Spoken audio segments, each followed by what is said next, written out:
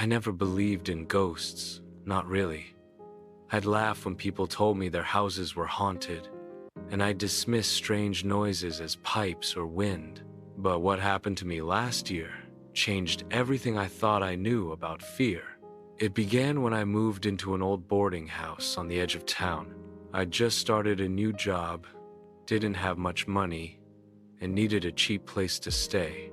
The landlady, Mrs. Harrow, was kind enough, though her voice carried a strange tremble when she told me, "Most of our rooms stay empty.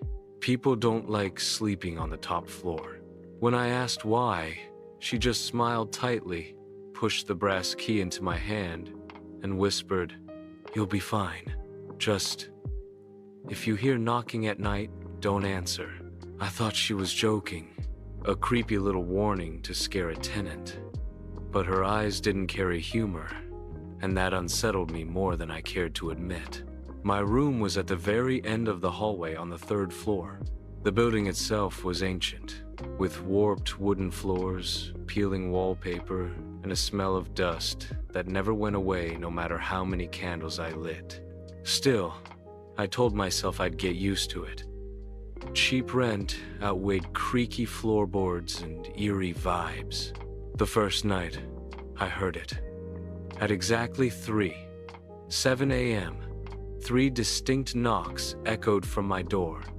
Slow, deliberate, like someone was making sure I was awake to hear them. I froze, heart racing, listening for footsteps in the hallway, but there was nothing. No shuffle of shoes, no creak of wood, just silence pressing in from all directions. I wanted to open the door, just to prove to myself that no one was there. My hand hovered over the knob for what felt like an eternity. But then, I remembered Mrs. Harrow's words. "If you hear knocking at night, don't answer." So I stepped back. I waited. And after 5 long minutes, the knocking stopped. The next morning, I asked the other tenants about it.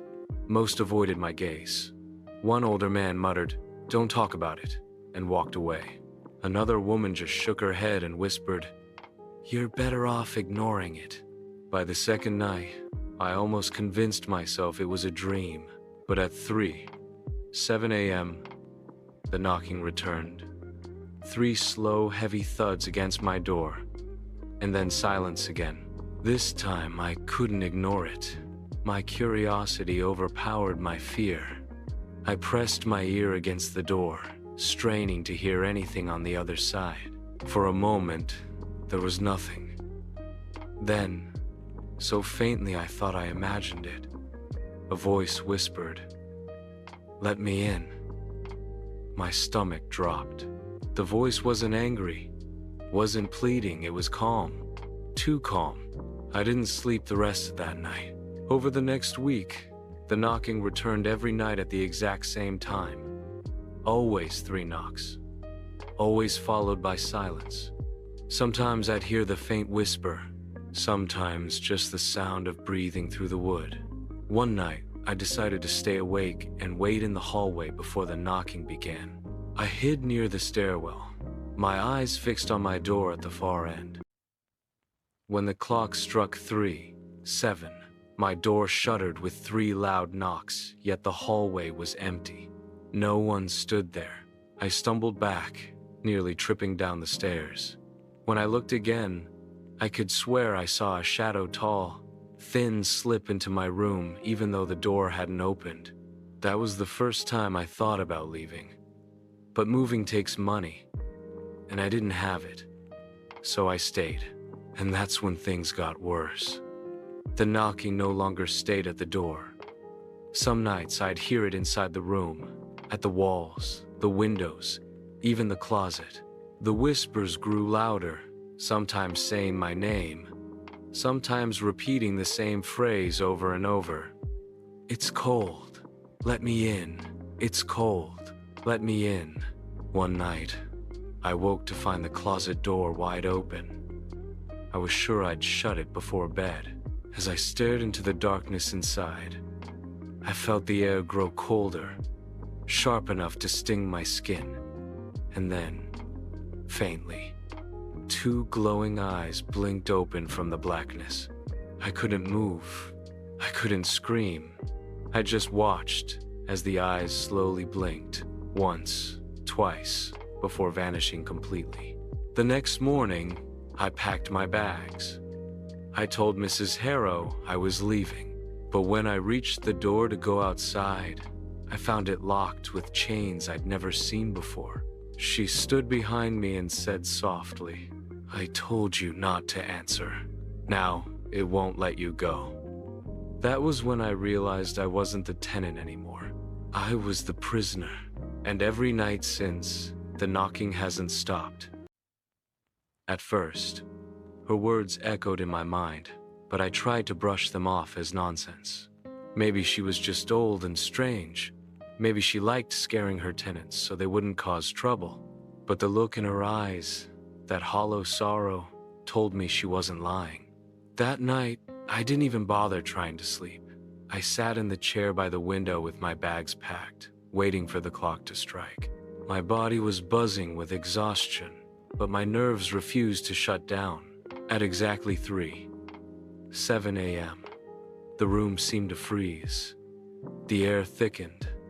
The silence turned heavy, and then came the knocking. 3 slow thuds against my door, but this time, the sound didn't stop. It moved. The knock shifted to the window, then to the wall by my bed, then to the closet. It was as if something invisible was circling the room, tapping on every surface, searching for a way in. My chest pounded. I kept whispering to myself, "It's not real. It's not real." But then I heard the voice again. Louder this time. Clearer. "Let me in." I grabbed my bag, bolted for the door, and yanked at the knob, but it wouldn't turn. I pulled harder, my hands sweating, but it was like the lock had fused shut. Behind me, I could hear breathing.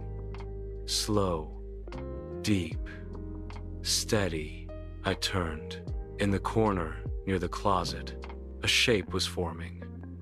A shadow, darker than the darkness itself, stretching taller and taller until it nearly touched the ceiling. 2 pale eyes glowed from the center of it, unblinking, fixed on me. I pressed myself against the door, trying to scream, but no sound came out. The shadow swayed slowly, as if it were studying me, and then it whispered again, "You let me in." My knees buckled. I must have fainted, because the next thing I remember, it was morning. The sunlight poured through the cracked blinds, and the room looked normal, empty. No shadow, no eyes. The closet door was closed, but the door to the hallway was still locked. I stumbled downstairs to find Mrs. Harrow. She was sitting at the kitchen table, sipping tea, like nothing unusual had happened. When I demanded answers, she only sighed and said, "You should never have stayed after the first knock. That's when it marks you."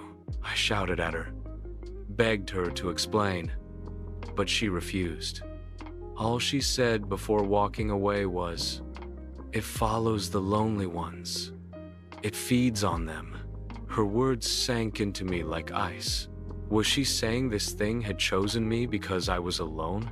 Because I'd moved here with no friends, no family nearby, no one who'd notice if I vanished? That day, I tried every exit in the house. The front door, the back door, even the windows. All of them were sealed shut, as though nailed from the outside. When I pressed my hand to the glass, the cold burned my skin. It was like touching ice. I wasn't just trapped. I was being kept. Over the following nights, the haunting grew worse. The knocking no longer waited until 7. It came earlier, sometimes at midnight, sometimes right after sunset. Always 3 knocks. Always moving from door to wall to window. One night, I woke to the sound of whispers filling the room. Dozens of voices, all speaking at once, overlapping until I couldn't understand a single word. They surrounded me, pressing in from all sides, and I realized they weren't inside the room, they were inside my head. I covered my ears, but it didn't help. The voices just grew louder. I screamed for them to stop, and for the briefest moment they did. Then, in unison, they hissed, "You're one of us now." I broke down after that. I don't know how long I sat on the floor, rocking back and forth, clutching my knees like a child. Sleep became impossible. Food lost all taste. My body weakened while my mind unraveled. The strangest part? No one else in the house seemed to notice. The other tenants avoided me in the hallways. They kept their doors shut, never meeting my eyes. I started to wonder, were they dealing with the same thing? Or had they already given into it? One afternoon, I forced myself to confront Mrs. Harrow again. I cornered her in the parlor and demanded she tell me the truth. She looked at me with pity. "You think you're the first? You're not. That room takes someone every few years. We warn people. Some leave after the first night. The ones who stay..." She trailed off, her face tightening. "What happens to them?" I asked. She didn't answer. That night, the shadow returned. This time, it didn't stay in the corner. It moved. Slowly, silently, it glided across the floor toward my bed. Its pale eyes never left mine. I tried to move, to run, but my body was paralyzed. It leaned closer, its face only inches from mine, and I could finally see its features, or rather, the lack of them. Its skin was gray, stretched thin over bone, its mouth a jagged line that never opened yet still whispered, "You're mine now." The moment it touched me, everything went black. When I woke, I wasn't in my room anymore. I was standing in the middle of the hallway, barefoot, with scratches on my arms and neck. My door was wide open behind me, and inside, the bed was drenched with muddy footprints that weren't mine. That was when I stopped fighting the idea. Whatever this thing was, it had claimed me. The only question left was how much longer I could resist before I vanished completely, like all the others before me. I began to lose track of time. Nights and days bled together until I couldn't tell whether it was Monday or Friday, morning or midnight. My body felt weaker with every passing hour, yet I could never truly rest. The thing in the house would not allow it. Every time my eyes closed, I'd feel its presence pressing against me, whispering into my dreams until I woke in a panic. At first, I tried to cling to rational thought. Maybe I was hallucinating. Maybe stress and isolation were breaking me down. But the scratches on my arms, the bruises on my ribs, the muddy footprints on my sheets, those were real. Too real. On the 5th night after I first saw the shadow, I woke to find my window wide open. The cold air poured in, though the glass had been sealed shut for days. The curtains flapped violently in the wind, and when I looked down at the street below, I saw a figure standing perfectly still beneath the flickering street lamp. It was tall, impossibly tall, its arms too long for its body. Even from 3 stories up, I could see its eyes glowing pale white, staring directly at me. I slammed the window shut, but when I turned back to my bed, it was already inside the room. I screamed, my voice tore through the silence of the house, but no one came. No footsteps, no doors opening, nothing. The shadow moved toward me, slow and deliberate, until its face was inches from mine again. This time, it spoke clearly, its jagged mouth never moving. "You're already gone." Something in me snapped. Maybe it was defiance, maybe madness. I grabbed the lamp from my nightstand and swung it with all my strength. The glass shattered across the shadow's face. For a moment, it recoiled, its form flickering like smoke in the wind. Then, just as suddenly, it was gone. I collapsed onto the floor, gasping, clutching the broken lamp base like a weapon. That was the first time I thought maybe I could fight it. The next day, I searched the house. I pounded on the doors of the other tenants, desperate for answers, but no one opened. I banged and shouted until my fists bled, but the silence was absolute. It was as if I was the only living soul left inside. Finally, I forced myself into Mrs. Harrow's study. It smelled of dust and old paper, stacks of books piled on every surface. In the corner, I found a box of faded photographs. What I saw chilled me more than the shadow ever could. Each photograph showed someone standing in front of the house. Young, old, men, women, smiling tenants captured at the start of their stay. And yet, in the background of every photo, faint but undeniable, was the shadow, lurking in the window, standing in the yard, watching from the rooftop. Always there. The last photo was the worst. It was of me. I stared at it, my stomach turning to ice. It showed me standing on the porch, suitcase in hand, smiling nervously. But in the upstairs window behind me, its pale eyes glowed. My hands shook as I dropped the photo. That's when I heard Mrs. Harrow's voice behind me. "You shouldn't have looked." I spun around, but it wasn't Mrs. Harrow anymore. Her skin was gray, her eyes pale, her body flickering like the shadows. She tilted her head and whispered, "No one leaves once it chooses." I ran. I tore through the hallways, down the stairs, to the front door. I kicked and clawed and screamed, but it wouldn't budge. Every exit was sealed. The walls seemed to pulse with the sound of knocking 3 slow thuds, echoing everywhere at once. The shadow emerged from the walls, its form stretching across the ceiling, its limbs dragging along the floor. Dozens of pale eyes opened in its body, all of them staring straight at me. The whispers returned, louder now, deafening. They all stayed. "You will too." I fell to my knees, covering my ears, screaming for it to stop. But then I remembered the photographs. If the shadow had always been here, maybe there was something hidden in the house, some way the others had failed to find. I forced myself to my feet and staggered back into the study. The photographs, the books, the papers. I searched through everything until my fingers brushed against something tucked inside an old leather journal. A letter. The letter was written in shaky handwriting. "The house is the doorway. The shadow is the keeper. It binds the lonely, feeds on the forgotten. Burn the doorway, break the keeper. But no one has ever been brave enough." The word brave seared into me.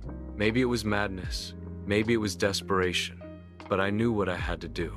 I dragged every candle, every scrap of paper, every wooden chair into the center of the parlor. My hands worked feverishly, my mind racing. The knocking grew louder, the whispers more frantic, but I didn't stop.